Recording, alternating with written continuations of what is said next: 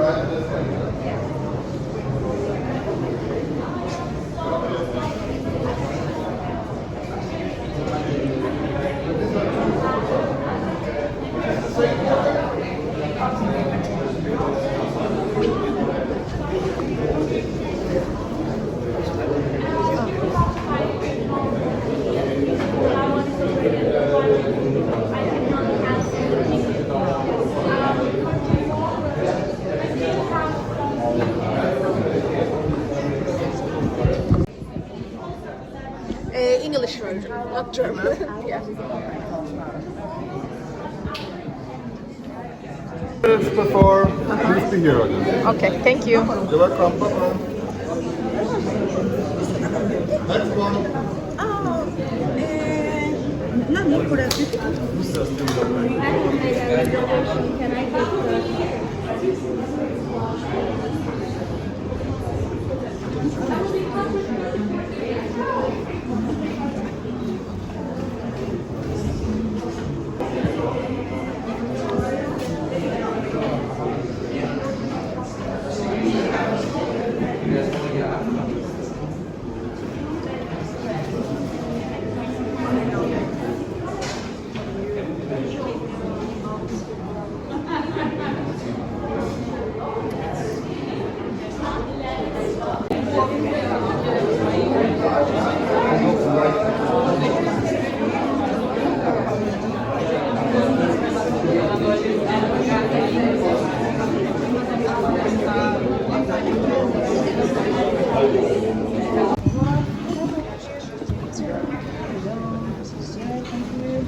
Welcome to the Spanish Riding School. My name is Cici and I'm your tour guide for today. So if you have any questions, you can ask me anytime, of course.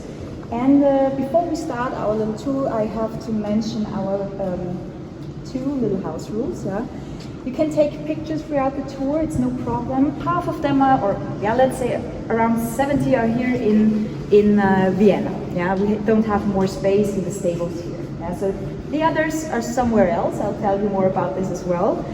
But these horses, of course, have to have enough movement every day. So they have 30 minutes of daily training inside the beautiful old riding arena, which we will see later. And this is a lot of brain work to do for them, as you can imagine. So they need some more movement without a ride on the horse's back. A real training starts, so to say.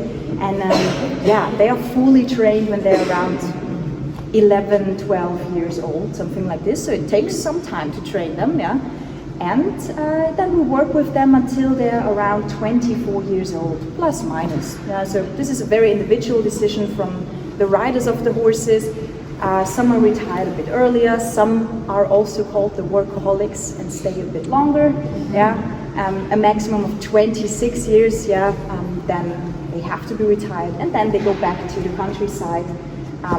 Yeah, to Piva or Heldenberg, then they can go on love vacation one more time when they are freshly retired. This is also nice, I think. And yeah, then they spend the rest of their lives there on the countryside, and they also have the big paddock boxes there and the pastures. And yeah, one day, of course, they leave us forever. And this happens when they're around 32 to 36 years old, something like this. Yeah.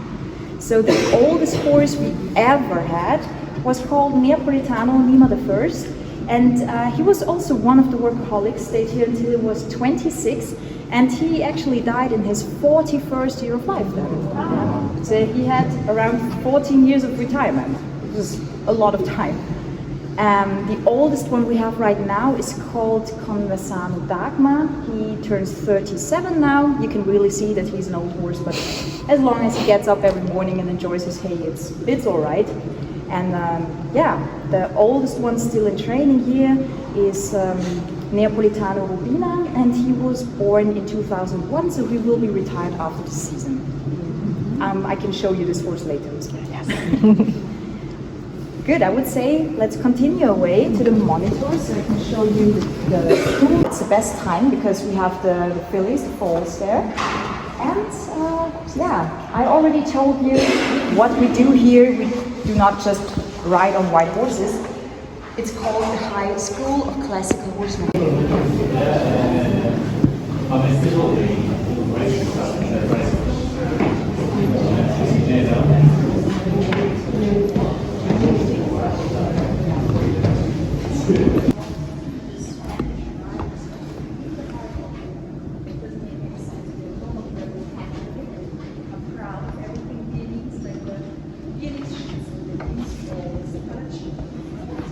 Ferdinand I, who was a Habsburger. You could also say Fernando I, because he was from the Spanish bloodline of the Habsburgers. You know, there was this Austrian part and the Spanish part of the family. And he had to take over the throne here in Austria, so he had to move here and live here. Yeah, he did not like this idea that much, but he had no other choice, so he tried to bring as many Spanish things as possible. Yeah? So the Spanish language, Spanish court, Spanish traditions, family, friends, and his beloved Spanish horses. This is how the Spanish horses came to Austria, and this is why we're still called the Spanish riding school. Yeah?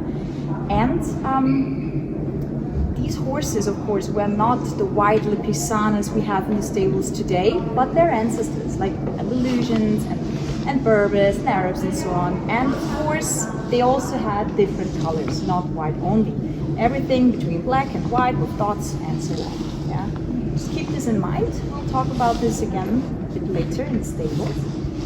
And yeah, one of Ferdinand's sons was very important for the riding school because Maximilian II, this was his name, founded the first stud farm, the original stud farm for the riding school. And where was the stud farm? Lipizza. Where else? Yeah. Lipizza is today part of Slovenia, but you know.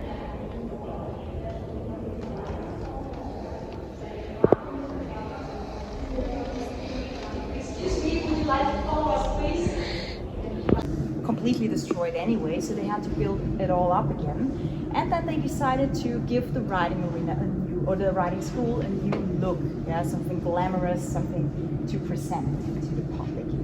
And yeah, who built it then? Picture over there, exactly.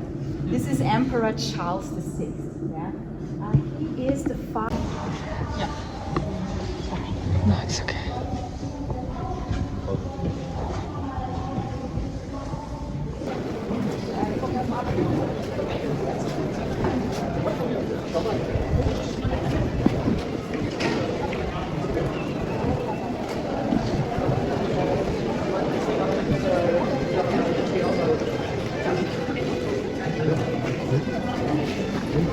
Si che uno sono caderi.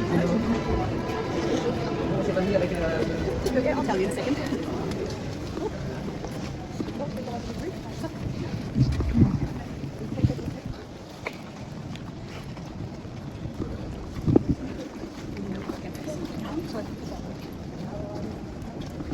So-called stable castle, yeah? And it was originally built to be the home of the horses here in the 16th century, and it still is until today. And I think that's quite fascinating. And because it was built in the 16th century, we don't have the Baroque style in here. Yeah, that's what I mean. Okay, please follow me outside.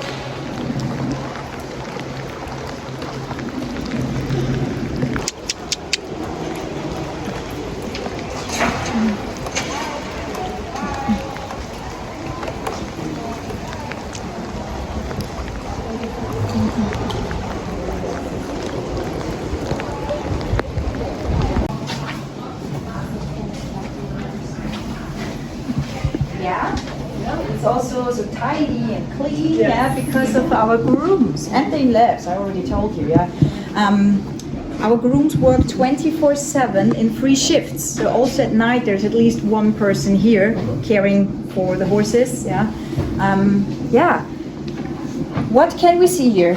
The equipment, the riding equipment. And if you look closely, you can see that we have different saddles and bridles and saddle pads, yeah. So the white saddle pads with the black saddles here. Hey.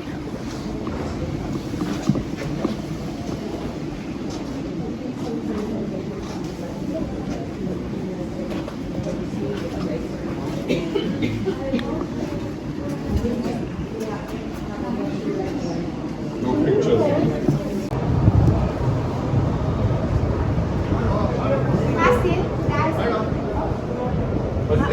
Sorry.